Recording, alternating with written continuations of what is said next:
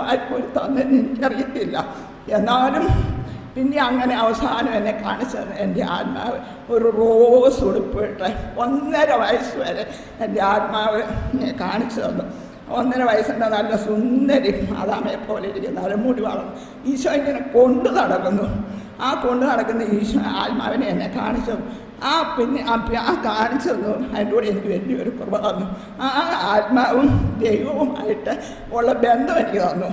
ഞാനിപ്പം പ്രാർത്ഥിക്കുകയാണെങ്കിൽ ആ ആത്മാവിനും ദൈവമായിട്ടുള്ള സംസാരത്തിലാണ് എൻ്റെ പ്രാർത്ഥന മുഴുവനും.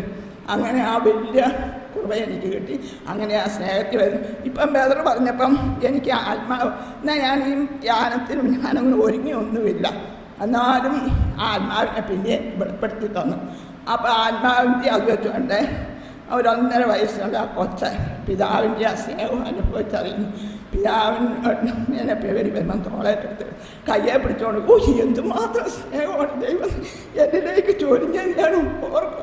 ഞാൻ വലിയ ഇരുന്നാലും എനിക്ക് ഒന്നും കിട്ടുകയല്ലായിരുന്നു. പിന്നെ എനിക്ക് ദൈവം എന്നെ ഒത്തിരി വളർത്തി. എങ്ങനെ വളരണമെന്ന് ഈശോ എന്നെ പഠിപ്പിച്ചു.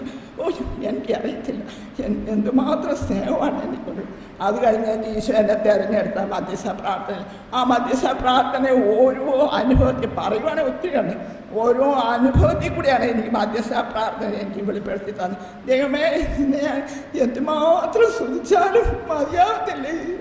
ഞാൻ പാവിയാണ്. അപ്പം ഞാൻ പോലും എനിക്ക് യോഗ്യതയില്ല.